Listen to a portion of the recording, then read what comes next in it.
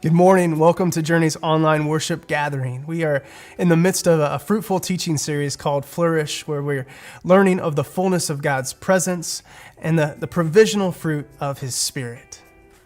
So it's so good to have you join us here today. If you're new or you've yet to connect with a group of others beyond just joining us together on screen here today, we'd love to hear from you and help you find that community. So please fill out the digital connection card found in the description below and let us know that you're here to share praise reports, to ask for prayer, or to ask for help in joining a Journey group. We're excited this summer to share the love and goodness of Jesus with kids in our community through our Vacation Bible School ministry. We currently have events scheduled at the South Hutch campus from July 11th through 14th and the McPherson campus on August 3rd through 5th. So we invite you to be a part of Monumental VBS, and we can't wait to celebrate God's greatness and His goodness to you. This morning, we're also very thankful for our elders and our leadership that they provide to Journey. They put together this short video that they like to share with you. So please check it out.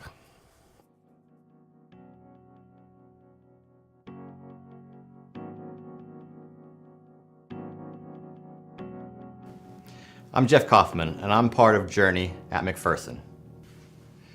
I'm Don Lind, and I'm part of Journey at South Hutch. I'm Sherry Fleming, and I'm part of Journey at South Hutch. I'm Jack Robinson from Journey in South Hutch. I'm Steve Miller, and I'm part of Journey House Church. I'm Kendra Horst, and I'm part of a house church of Journey. I'm Gary Wolfer, and I'm part of Journey in South Hutch. Being an elder is not a job we take lightly. Providing spiritual direction for Journey is hard work with a lot of responsibilities. But when you're walking in line with the Spirit gives joy in the work. And together as elders, we experience great joy. We care for each other deeply, we like each other an awful lot, and we love listening for God's direction as we chart the course for Journey Mennonite Church. Elders meet every other Tuesday evening to pray, discern, and plan for the future of our church. But recently, it felt like every other week wasn't enough. 2 months ago, we began meeting on the alternate weeks as well, just to pray. We don't plan, we don't strategize during those times, we just pray. And as our church continues to change, including the recent resignation of Eric Miller, we can see why this is more important than ever. Through our praying, we believe God has a message for the church, and it's this. God loves each of you very much, and He always has, and He always will. God loves Journey. He's led us for the past 90 years, and He will continue to lead us into the future. We are on the cusp of something new.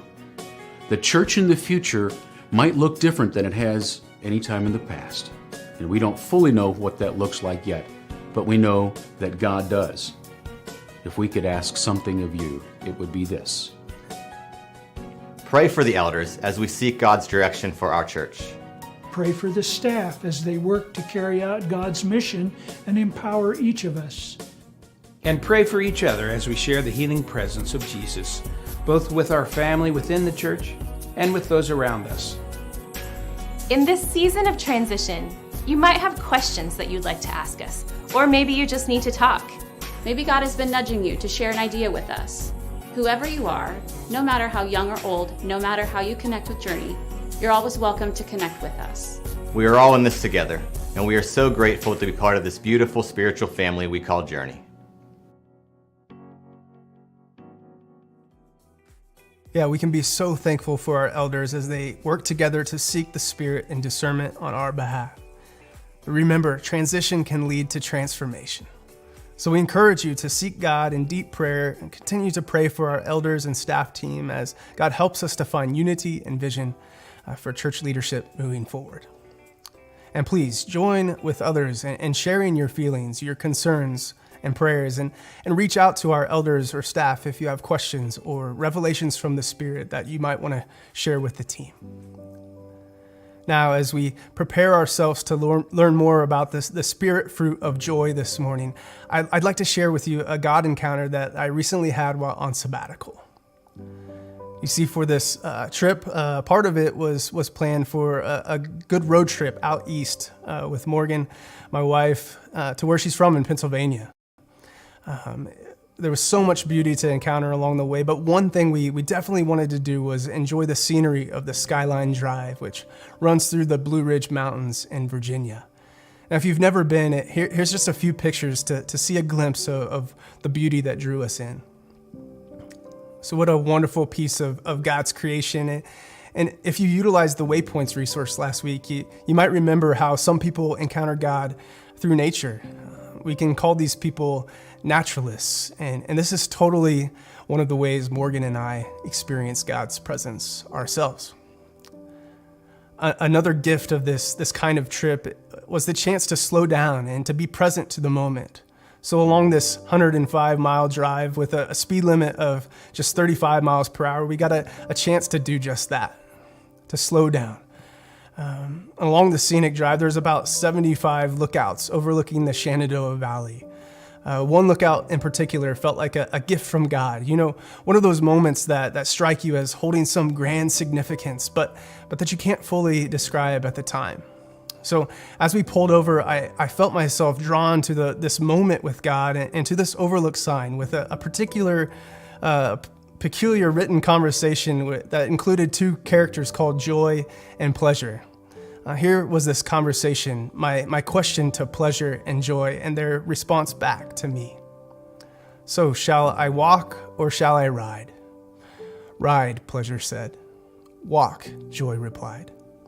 Now, initially, I felt how fitting this conversation was to me here on sabbatical, reflecting on this gift that this time of rest and renewal was for me, a time when the biggest decision I faced most days was like whether to ride or to walk.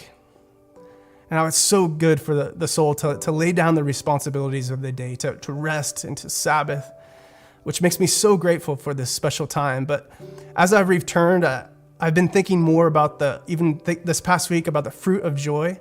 God is bringing even deeper meaning to this encounter. Things that I think could be important for us all to reflect upon today as we learn more about the fruit of joy. Even God's gift of pleasure. You know, after all, he did create delicious fruits like the apple, the strawberry, and banana. Oh, and don't forget about chocolate. How cool is it that God would create these things, these tasty treats, all to bring us pleasure and joy? Now, back to the Shenandoah National Park and the Skyline Drive. They are a perfect combination of pleasure and joy. See, for most people, except those we had to pull over to let pass because they were in such a big hurry, it's a chance to slow down, for a slow drive, to experience a piece of God's beauty found in nature, otherwise missed on our typical interstate drives as we speed our way to our destinations. So for many people, this slow Skyline Drive is an experience of pleasure. But as this sign invited us here, it's also an invitation to joy, to really slow down, to intentionally focus on the goodness and beauty around us, while taking a stop at the many overlooks and walkway paths available along the journey. Now, this one overlook in particular, it included a surprise, surely missed by those not looking for it.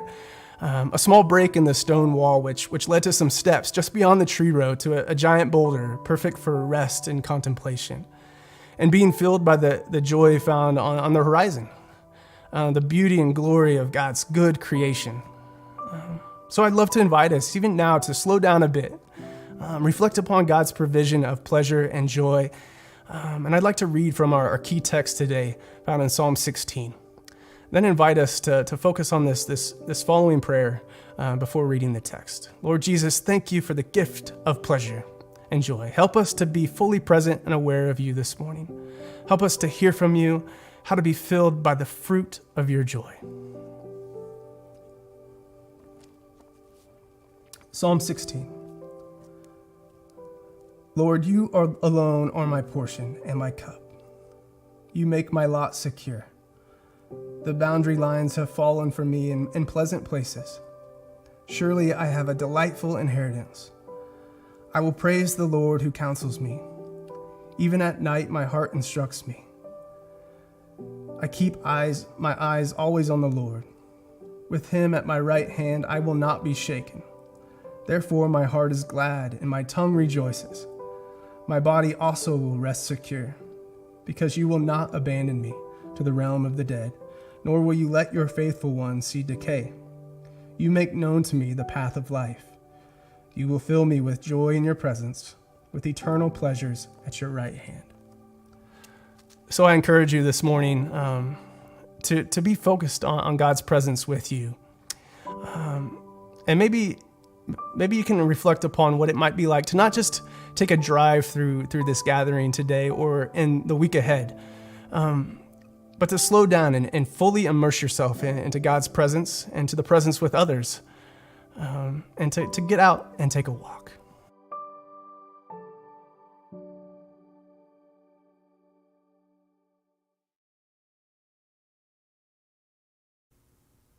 Hey, good morning, everybody.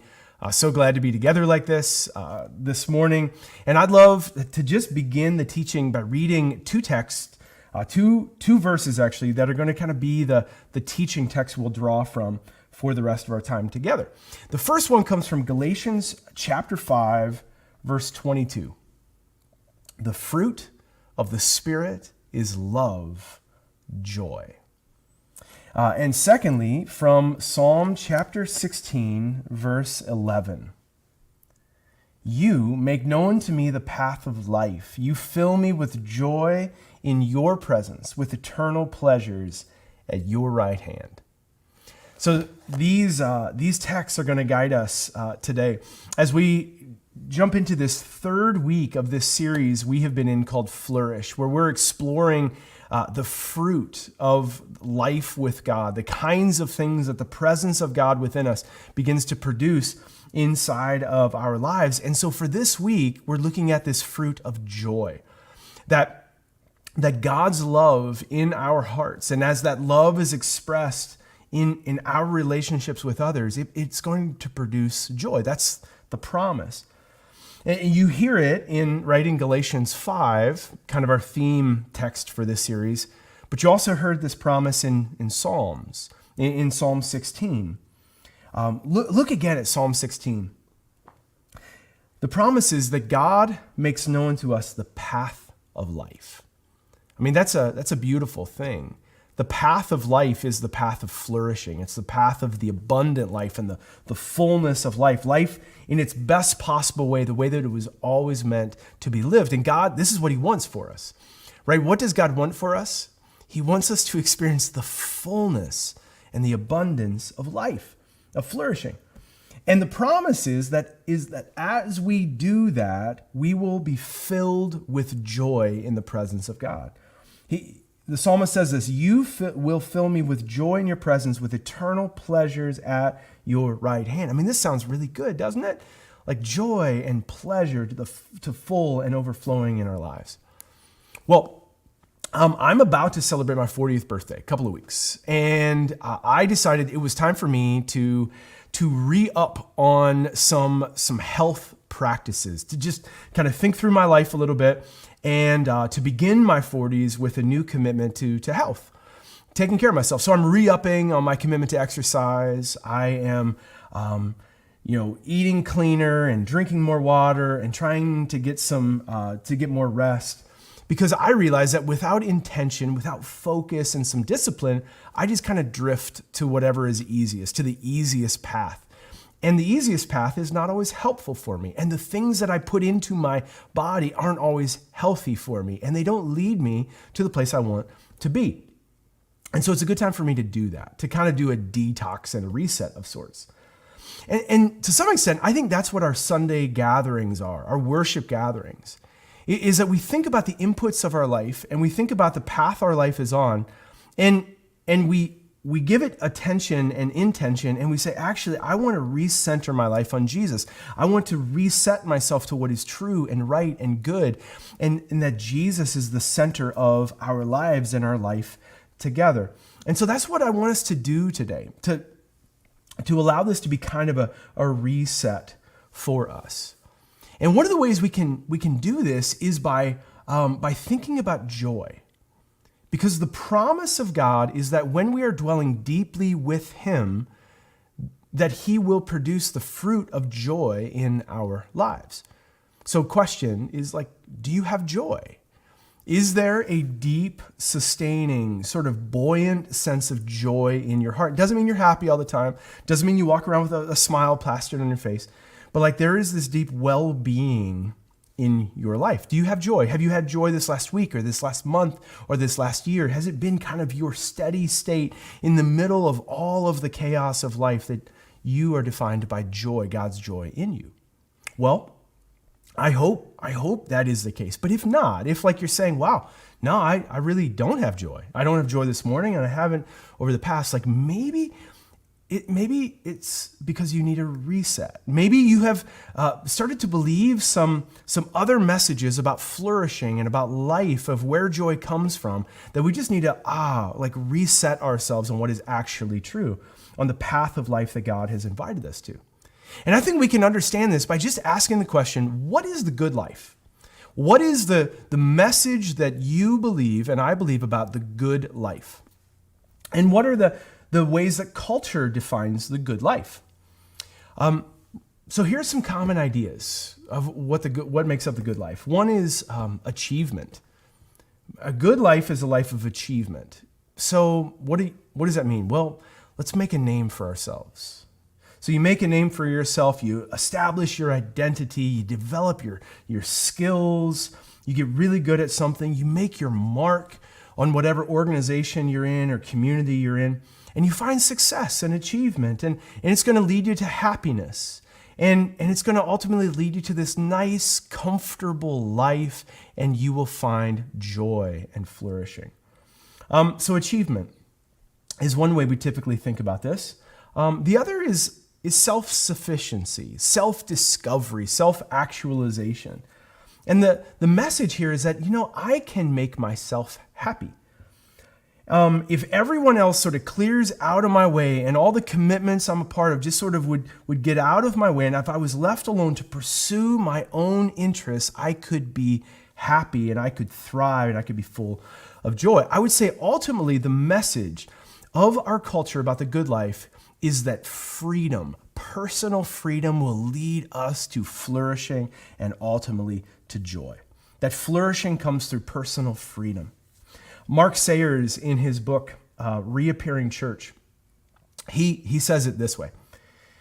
Here's the culture's message of flourishing. We are born innocent, happy, and whole. Our inner child or our inner self is good. Second, our families, bad experiences in our life, binding commitments, externally given identities, cultural, traditional, and religious restrictions make us unhappy and give us low self-esteem. Third, through escaping these binding commitments, these externally given identities, traditions, and religious restrictions, we discover again our inner self, which is good and can guide us. And lastly, then it's through finding a missing element, like a soulmate or a meaningful career or enjoyable experiences, material things, or through exercising our self-expression. Through these things, our life can be fulfilled. It can be filled with pleasure and meaning. That I will have joy when I am free to be fully myself and to pursue whatever I desire. Like I would argue, this is the message of cultural flourishing. You hear it in songs, free yourself to be yourself. You hear it in movies and all kinds of media and art. You see it in marketing. Every time you see an ad, like what are they trying to sell you? They're trying to sell you flourishing that comes from your own self-interest. But the question, if this is the message, the input that most of us are getting, how's it working? Like culturally, are we flourishing? Are we thriving? Is there joy in a deep level in us? And what we find is that the message is actually really hollow and it falls flat. That freedom is wonderful when it's like political freedom, but personal freedom is actually tragic. Here's the evidence, right, that it's failing. Just a few small pieces. 35% of Americans over the age of 45 are chronically lonely. They would describe themselves as chronically lonely. Only 8% of Americans have meaningful conversations with their neighbors. The suicide rate has risen by 35% between the years 1999 and 2019. That suicide is actually the second leading cause of death between those of the ages of 10 and 34. I mean, the message of flourishing and joy coming through freedom and this unattached life, it is failing, and it is failing tragically, and people are feeling the effects of it. Maybe a clear example of this is a man named Howard Hughes. Some of you will recognize that name, others not so much. Lived about 100 years ago. He was a cultural icon in the 1920s and 30s.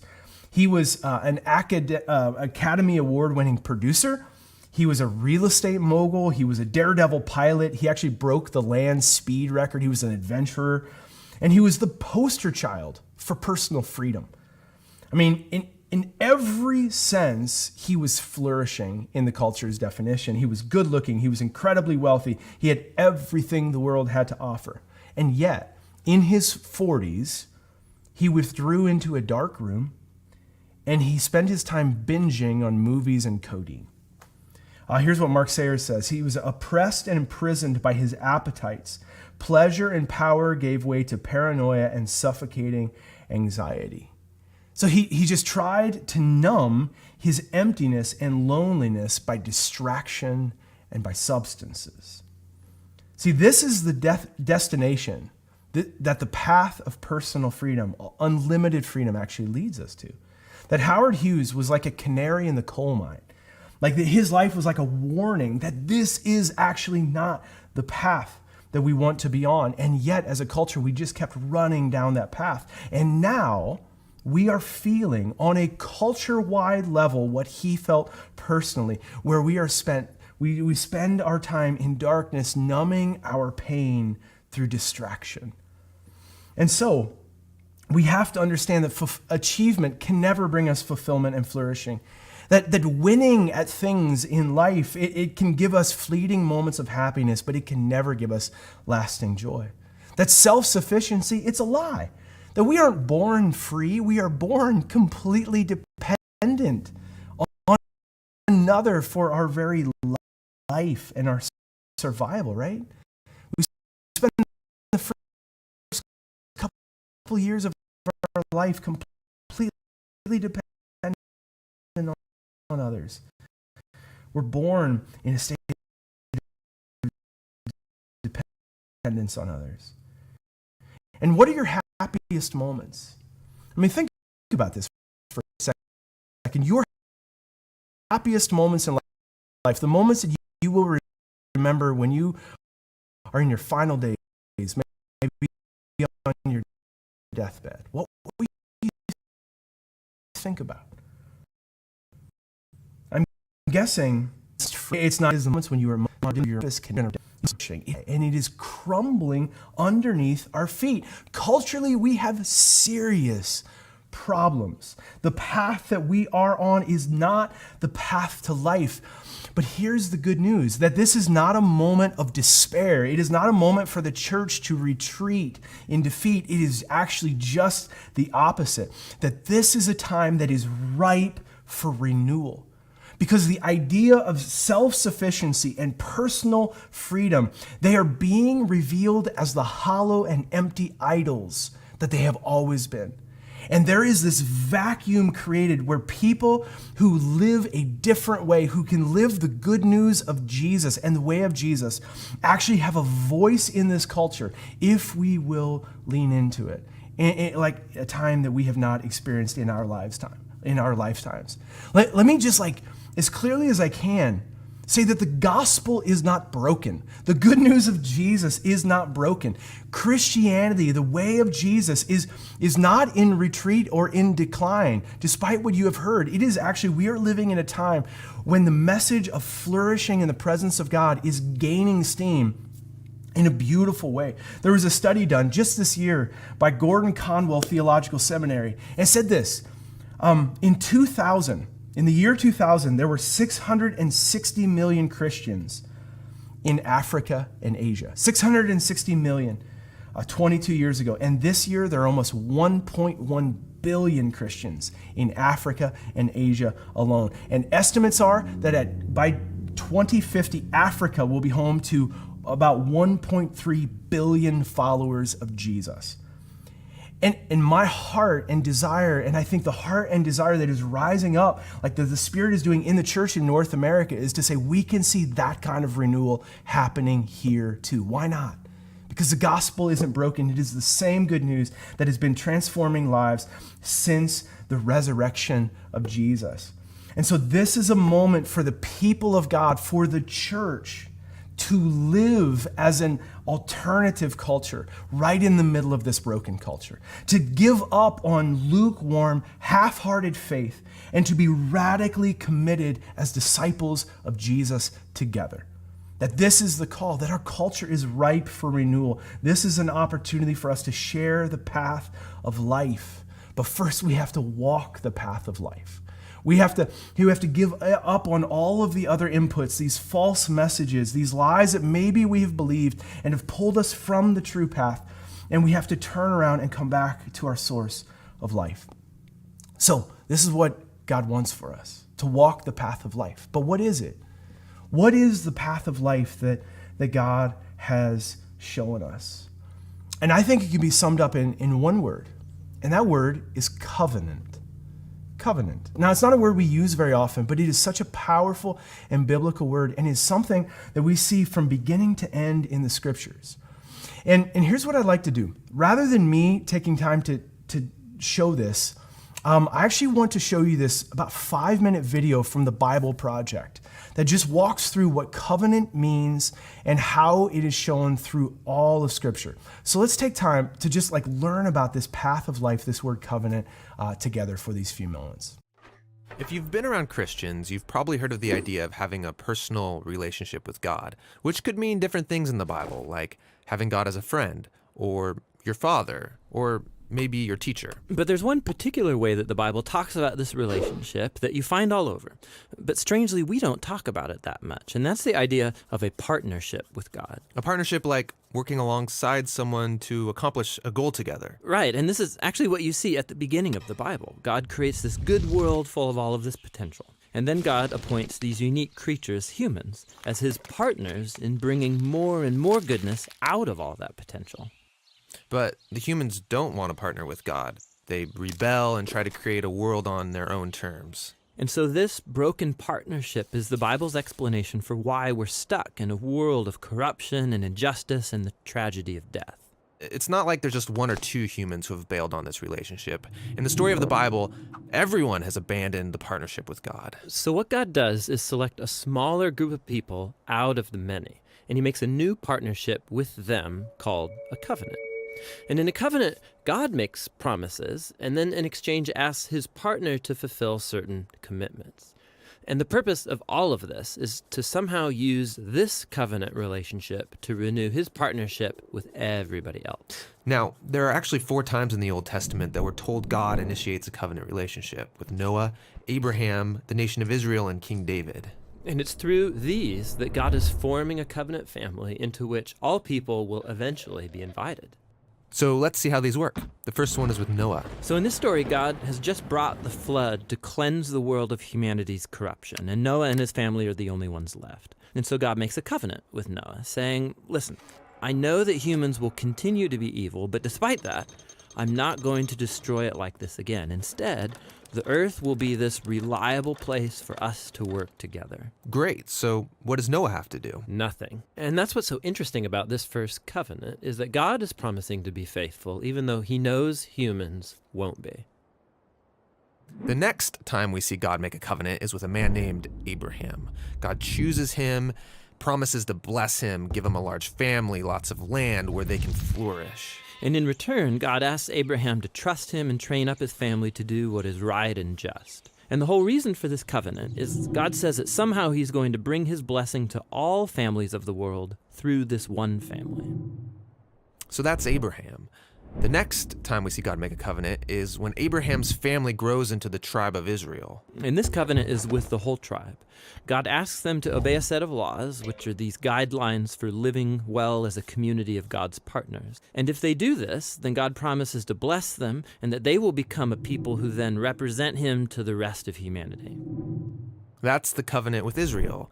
The last covenant is with King David. Yeah, the tribe of Israel has become this large nation ruled by David. And God asked David and his descendants to partner with him by leading Israel in obeying the laws and doing what is right and just. And God promises that one day, one of David's sons will come and extend God's kingdom of peace and blessing over all the nations. So those are the 4 covenants that God makes in order to restore his partnership with the whole world. But here's what happens. Israel breaks the covenant. They worship other gods, they allow horrible injustice, and so they lose their land and are forced off into exile. So it seems hopeless. But during this time, Israel's prophets talked about a day when God would restore these covenants in spite of Israel's failure, somehow. Yeah, they called it the New Covenant. And this is actually what's so interesting about Jesus, is that he's introduced into this story as the one who fulfills all of these covenant relationships. We're told that he's from the family of Abraham, and so he will bring the blessings of that family to the whole world. We're told that he's the faithful Israelite who is able to truly obey the law. And we're told that he's the king from the line of David, and so he goes about extending God's kingdom of justice and peace to all. And that's really remarkable for one guy. Yeah, and what it highlights is perhaps the most surprising claim of all made about this man, that Jesus is no mere human, but rather God become human. And God did this in order to be that faithful covenant partner that we are all made to be, but have failed to be. And so through Jesus, God has opened up a way for anyone to be in a renewed partnership with him. So Jesus calls people to follow him and become part of this new covenant family. And despite their failures, Jesus is committed to making them into partners who are becoming more and more faithful. The story of the Bible ends with a vision of a fully renewed world, full of goodness and peace. And there's this renewed humanity there, partnering together with God to expand the goodness of his creation. And so the end of the Bible story is really a new beginning. That's beautiful, isn't it? That God calls us into this covenant partnership with him so that we can be formed in the way of Jesus and then sent into his world to share the healing presence of Jesus. This, brothers and sisters, is the path of life, life in covenant connection with God. That this is what Psalm 16, verse 11 says, "You make known to me the path of life. You fill me with joy in your presence, with eternal pleasures at your right hand." That joy is found in the presence of God, in connection to him. Sometimes, like Christians, right, we talk about being committed to God. And that's wonderful. And I think we should be committed to God. But before that, we need to understand that God is committed to us. Do you know that today? That God is committed to you. That God has called you into a covenant with himself. That he knows who you are. And he knows all of your failures. He knows all of your brokenness. And he understands that, your weakness. And he leans toward you in faithfulness, and he extends his hand to say, come and be in a covenant relationship with me because he is faithful. You see, I grew up in a mindset of my relationship with God that was so insecure and built on fear.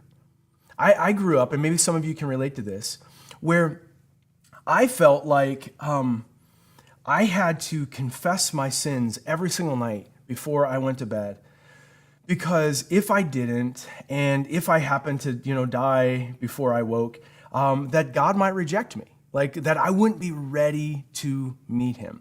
And I know I've talked to some others of you over the past number of weeks that have felt the same thing. There's this fear and insecurity that the last moment of our life is a moment that determines our eternal destiny. And I think this is a tragic way to think about our relationship with God because it leads to such fear and insecurity. And do you know what the remedy for this is? The healing of it is covenant. That the reality that our relationship with God is a covenant commitment that he makes to us. And maybe the best picture of covenant is marriage. Now, in December, Carmen and I will celebrate 19 years of covenant commitment to each other. And here's a news flash. I mean, sometimes we argue. Sometimes I do stupid things and I say things or I do things that are hurtful to Carmen. But here's what I never do. I never wake up the next morning thinking, wow, are we still married? Is that covenant broken? Did my mistake break our covenant bond? And the reason I don't do that is because I know that we are secure in this bond of covenant love with one another. And that, I think, just that picture of marriage, whether that's your experience or not, a healthy marriage can be just a glimpse, even broken as it is, of God's covenant relationship with us, that God is our covenant partner, that he is so much more faithful than we could ever be. I'm just going to say bless you to Mark. I don't know if you heard him sneeze in the background behind the camera, but that was great. God is our covenant partner. God is so much more faithful than we could ever be. And so if you have invited Jesus to be the center of your life, then you are in a covenant bond with your Creator. And that bond is secure and it is stable because he is faithful to you. He's committed to you. I hope you find freedom in that. I hope that brings joy to your life with God, not fear and insecurity. And so when that's our understanding, then we just walk with God and we follow him out of love. Just like in marriage, we don't try to serve our marriage partner, our husband or our wife, out of a sense of duty or out of this feeling like we have to do it. But we do it because we love them and we want to honor them, we want to serve them, and we want to see them flourish. Same thing is true of God. We don't want to break our covenant relationship with God because we love him and he loves us. So Jesus, in John 15, this is what he invites us into. It's this time when Jesus was sharing this last meal around the table with his disciples. And he says, as they're sharing this Passover meal, he takes the cup, the wine, and he drinks from it. And he says, this is the cup of the new covenant, a new kind of relationship that I am making with you, with my followers. And in John 15, verses 9 to 11, here's what he says, this covenant of love, as the Father has loved me, so have I loved you. Now remain in my love. If you keep my commands, you will remain in my love, just as I have kept my Father's commands and remain in his love. I've told you this so that my joy may be in you and that your joy may be complete.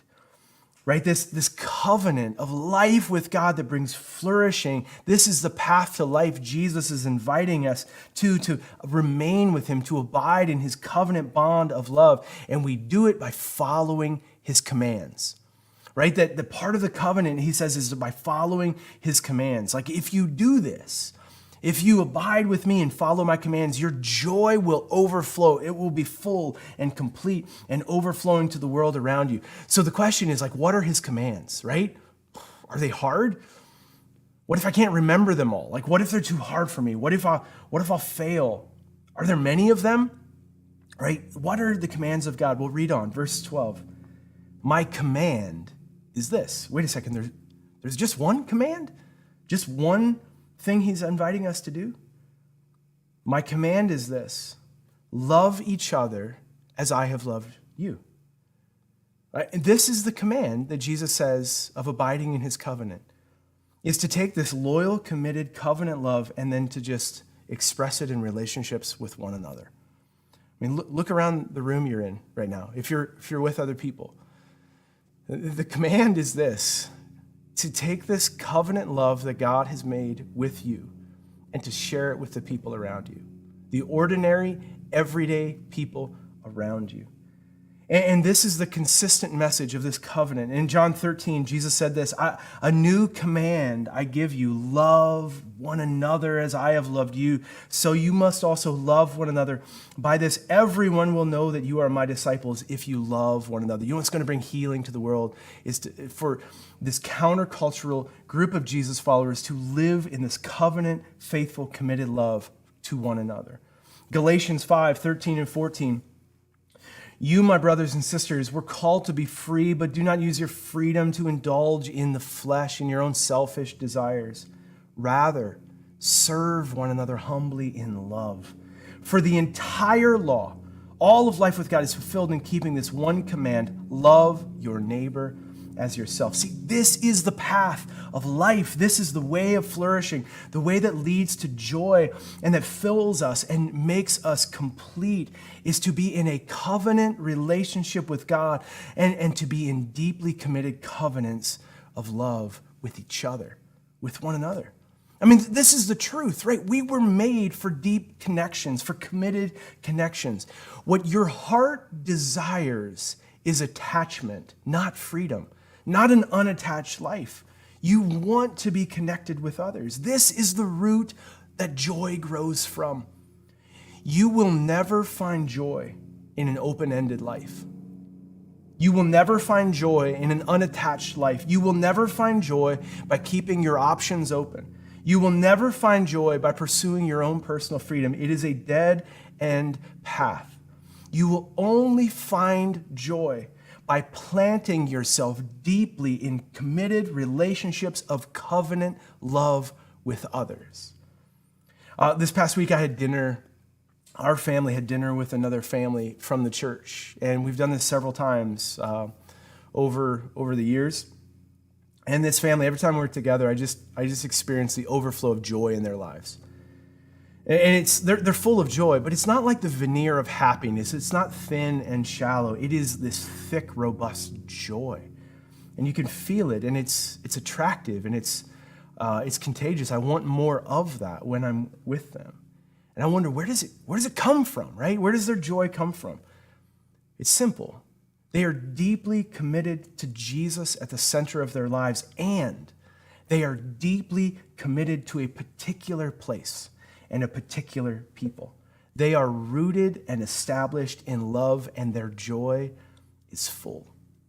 I mean, David Brooks, in his book, The Second Mountain, he says it this way. He says, when I meet people leading lives of deep commitment, this fact hits me: joy is real. I mean, think about that. That those who are most deeply committed to place and people, to faith, those are the people that give this invitation to a life of joy and flourishing. John Tyson, pastor in New York, he says it this way: what the world needs desperately is a Christian community in a web of stubbornly loyal relationships, knit together in a living network of persons who are committed to practicing the way of Jesus together for the renewal of the world. I mean, let that sink in for a second. What does the world need? It needs a Christian community in a web of stubbornly loyal relationships knit together in a living network of persons who are committed to practicing the way of Jesus together for the renewal of the world. That is what the world is desperate for.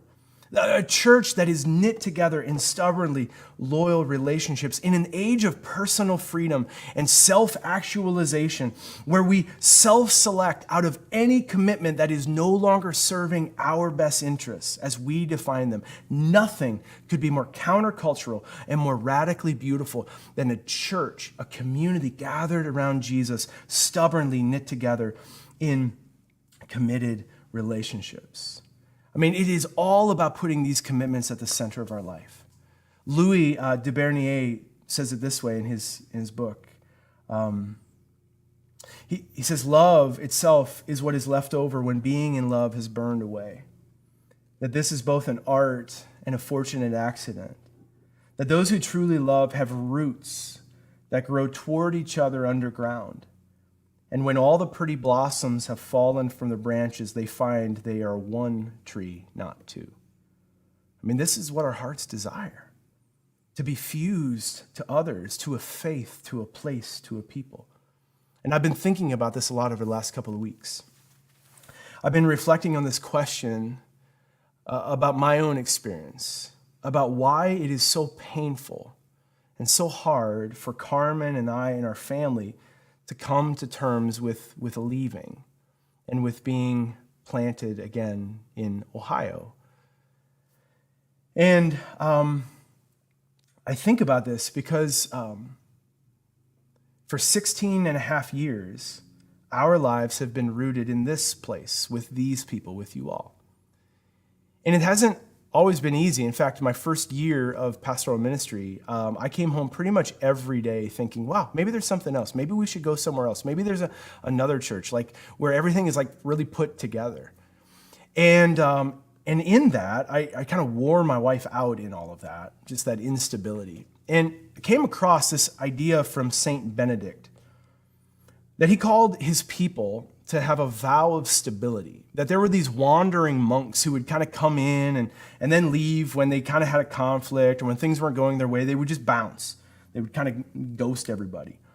And he called them wandering monks. He said they never settle down and they're slaves to their own wills and their gross appetites. And so he called his people to take a vow of stability. And this is what Ken Shigematsu says about a vow of stability. He says, as is true of our other commitments, such as marriage with its own experiences of for better or for worse, being committed to a group of people with their quirks and foibles over time serves as a furnace that reveals our selfishness and shortcomings and opens the way for us to grow and to change. In these committed relationships, a person does not just keep a vow, the vow keeps the person. And this is what we have experienced over the last 16 and a half years, that you have invited us into your lives and we have invited you into ours. That this bond of covenant love, it is deep and it is strong and it has brought us so much joy. And so it's painful because what is happening within us is this kind of uprooting, this kind of tearing of these covenant relationships. Like we've described it as a tearing between two covenant communities, between you all in this place and our families and the community that they are a part of. And this has helped me to name this. But here's the reality. I wouldn't want this any other way. I wouldn't want a move to be easy because that meant that I wasn't attached, that my roots weren't put down deep. I don't think any of us would want this any other way. I don't want to live unattached. I don't want to be uncommitted. I want to be deeply rooted in stubbornly loyal, loving relationships because that is where the joy of Christ fills us and overflows from us to the world. And out of this love that we have experienced, people have asked me over the last couple of weeks, like, what can we do to support you in this season? And my answer is always some variation of the same thing. Would you lean into relationships here at Journey? Would you lean in to the Journey family even more in this season? Would you deepen your commitments to one another? Would you take a vow of stability that says, I am here and I am with these people and I am in this place? Would you be stubbornly loyal to each other? Would you be generous to God's mission to bring healing through the church? Would you support that? Would you take somebody out for lunch? Would you look around for people who you don't know and would you welcome them and would you make them feel like they are a part of the family? Would you engage with the Journey group? Would you commit to this regular practice of being around the table with ordinary people, eating ordinary meals and sharing life together and praying for each other and being deeply committed in the bond of Christ's love for one another? Would you leave today, would you commit to leave the path of personal freedom and to step onto the path of life, committed in covenant relationship to God and to others? Would you step away from the distractions and the numbing, and would you step toward the fullness of joy that is only and will only ever be experienced in covenant relationship with God and others? Would you plant yourself so deeply in the soil of a particular place with a particular people? And would you trust that in God's goodness and his grace, that he will use it for your flourishing, for your joy, and for the renewal and the healing of his world?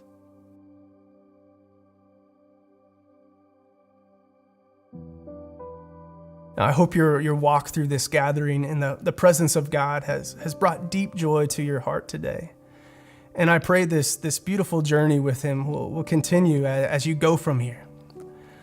I also pray that we'll all grow in our engagement with one another, that we'll invest more in the lives of each other, in the lives of our neighbors, our classmates, our coworkers, that the fullness of God's joy will overflow from our lives.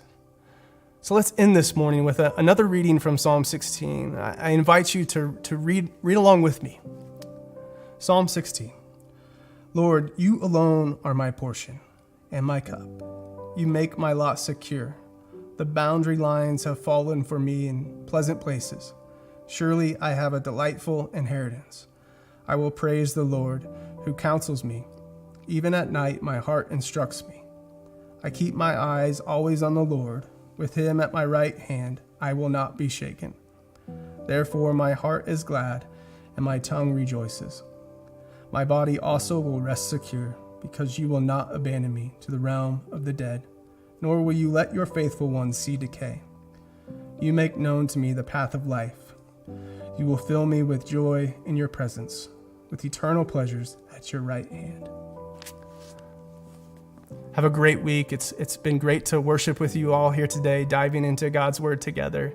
I pray for more as you go. God bless.